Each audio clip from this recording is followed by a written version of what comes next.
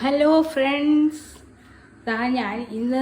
ഞാനൊരു fusion prawns cutlet ഉണ്ടാക്കി കാണിച്ചുതരാം. ഫ്യൂഷൻ എന്ന് പറഞ്ഞാൽ മിക്സഡ് കേട്ടോ. നിങ്ങൾ പണ്ടൊക്കെ അതിന് മിക്സഡ് എന്ന് പറഞ്ഞ പിന്നെ ഇപ്പം ഫ്യൂഷൻ ആക്കിയതാണ്.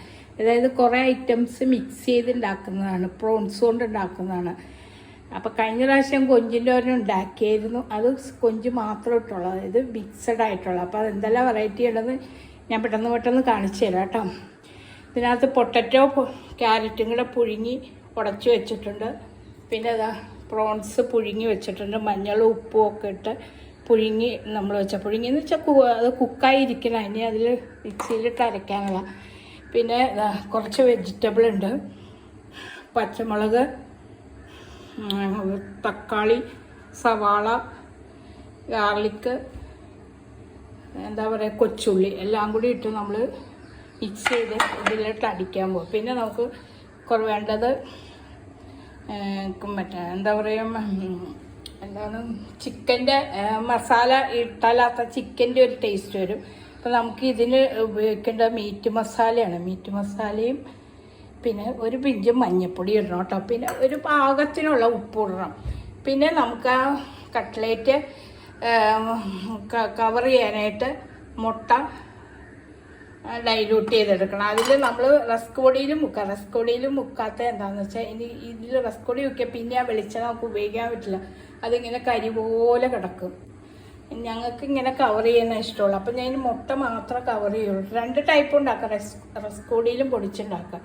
അപ്പം ഞാനിപ്പോൾ ആദ്യമായിട്ട് ഇത് നമ്മൾ ഇതിൻ്റെ ബാറ്ററി തയ്യാറാക്കി എടുക്കണം. അപ്പം ഈ പൊട്ടറ്റോ ഒക്കെ അതിലോട്ട് ഇടണം കേട്ടോ. പുഴുങ്ങി വെച്ച എല്ലാ സാധനവും നമ്മൾ അതിലോട്ട് ഇടണം. വെജിറ്റബിൾ ഇടണം.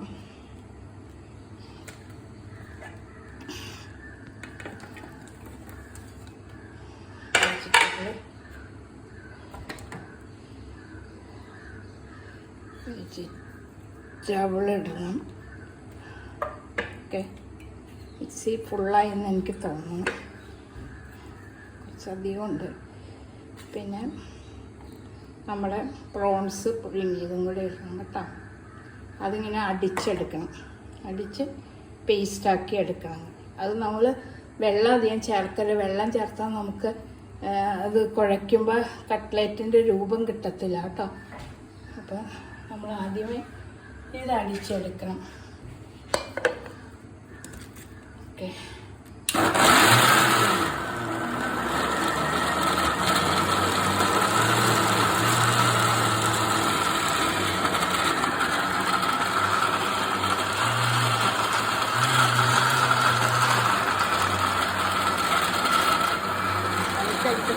നമ്മളിത് പിന്നെ എടുത്ത് ഷേപ്പാക്കി കട്ട്ലേറ്റായിട്ട് ഷേപ്പാക്കി എടുക്കാം. ഞങ്ങൾക്ക് അച്ചൊന്നുമില്ല.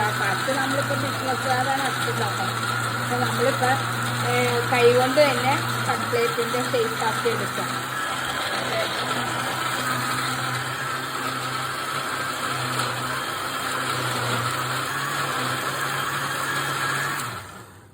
ഓക്കെ, റെഡി ആയിട്ടുണ്ട് കേട്ടോ.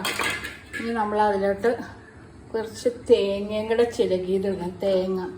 തേങ്ങ ഇടുന്ന എന്തിനാണെന്ന് അറിയാമോ?